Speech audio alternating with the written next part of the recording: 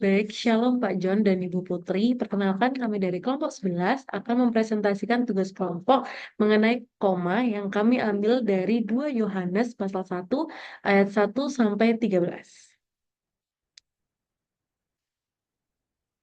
Baik, ini adalah teman-teman dari kelompok 11 dari Rizka, Feli, Angel, Krista, Yunike, Elsa, Audrey, Yohana, Elsa, dan Feby. Dalam 2 Yohanes 1 ayat 1 sampai 13, sebenarnya tidak ada tempat yang begitu spesifik yang disebutkan di dalam ayat tersebut.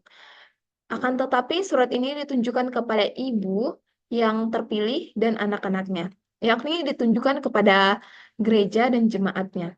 Oleh karena itu, konteks yang tepat disebutkan dalam ayat tersebut adalah dalam lingkup komunitas gereja Kristen awal.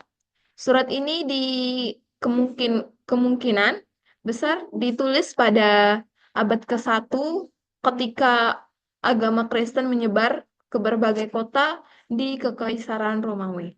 Oke, yang selanjutnya, sebagai salah satu rasul, Yohanes kemungkinan besar menulis surat ini dari wilayah Asia Kecil, tempat ia diketahui pernah melayani gereja lokal.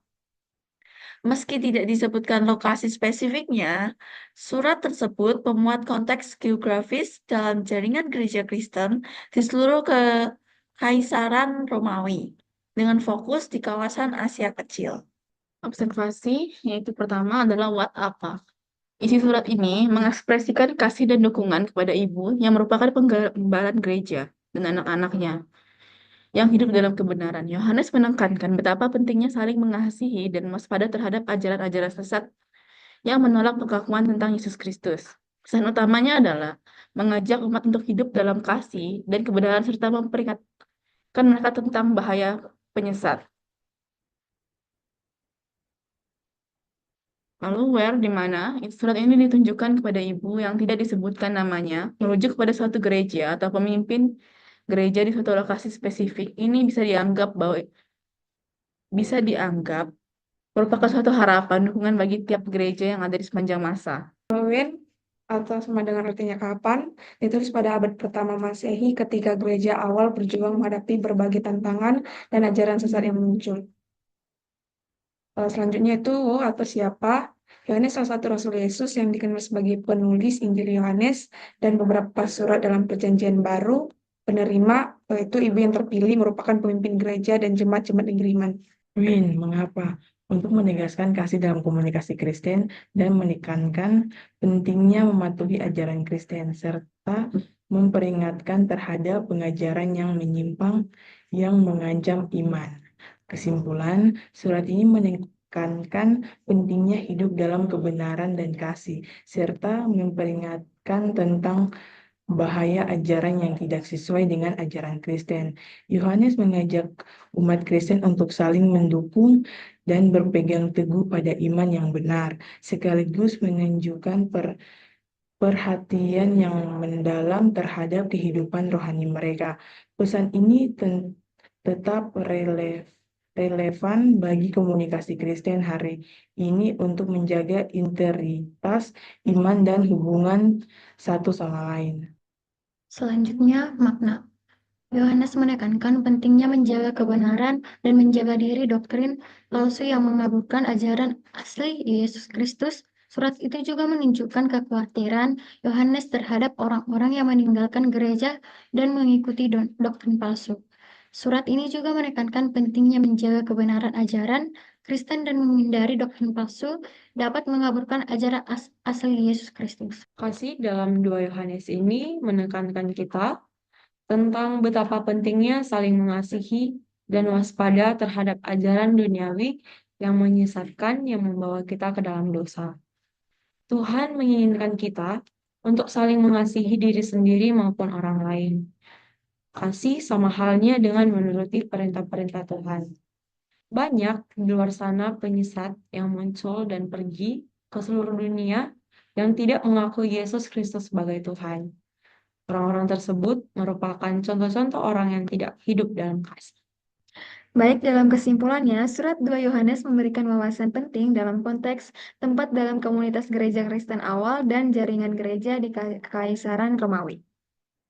Meskipun tidak menyebutkan lokasi spesifik, surat ini menekankan pentingnya menjaga kebenaran ajaran Kristen dan menghindari doktrin palsu. Dengan memahami konteks geografis dan sosial surat ini, kita dapat lebih memahami bagaimana agama Kristen berkembang dan menyebar di kalangan masyarakat pada masa itu. Baik, poin terakhir dari Koma adalah aplikasi. Di sini terdapat 5 poin. Yang pertama adalah membangun komunitas yang berlandaskan kasih dan kebenaran. Nah, surat ini itu menekankan pentingnya kasih di dalam komunitas. Aplikasinya adalah menciptakan suasana di gereja atau komunitas yang mendorong anggotanya untuk saling mendukung, penuh kasih, dan berpegang teguh pada kebenaran. Kedua, waspada terhadap ajaran yang menyimpang. Nah, Yohanes memperingatkan terhadap ajaran sesat. Dalam konteks modern, gereja atau kelompok masyarakat perlu memiliki kewaspadaan terhadap informasi atau ide-ide yang menyimpang dari ajaran yang benar, dengan membekali anggotanya pemahaman yang mendalam tentang ajaran mereka. Baik, saya akan menjelaskan poin yang ketiga, 4, dan 5 dari aplikasi. Nah, yang ketiga, mempertahankan hubungan personal dan spiritual.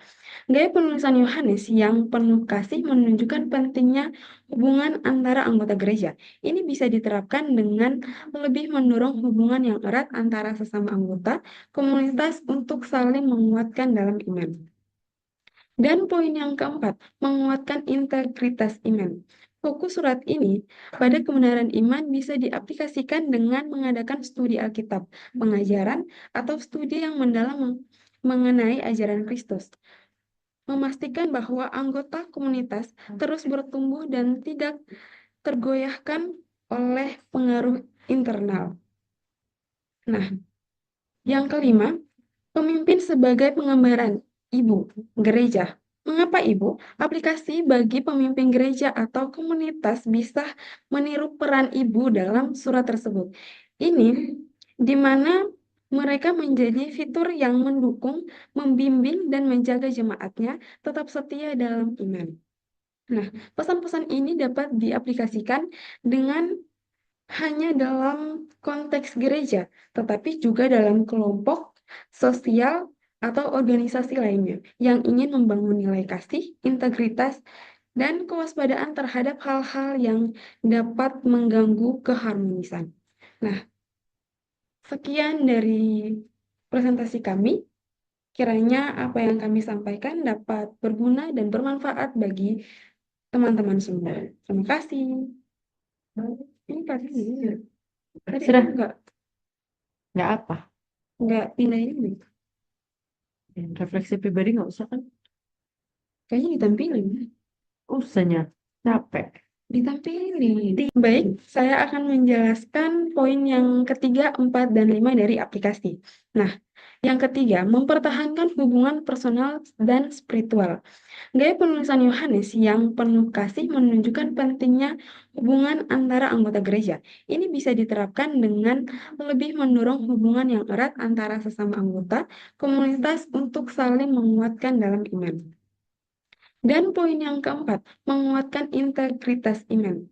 Fokus surat ini pada kebenaran iman bisa diaplikasikan dengan mengadakan studi Alkitab, pengajaran, atau studi yang mendalam mengenai ajaran Kristus. Memastikan bahwa anggota komunitas terus bertumbuh dan tidak tergoyahkan oleh pengaruh internal. Nah, yang kelima, pemimpin sebagai pengembaraan ibu gereja. Mengapa ibu? Aplikasi bagi pemimpin gereja atau komunitas bisa meniru peran ibu dalam surat tersebut.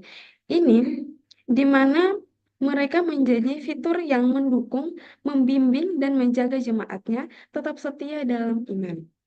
Nah, pesan-pesan ini dapat diaplikasikan dengan hanya dalam konteks gereja, tetapi juga dalam kelompok sosial atau organisasi lainnya yang ingin membangun nilai kasih, integritas, dan kewaspadaan terhadap hal-hal yang dapat mengganggu keharmonisan. Nah, sekian dari presentasi kami. Kiranya apa yang kami sampaikan dapat berguna dan bermanfaat bagi teman-teman semua. Terima kasih.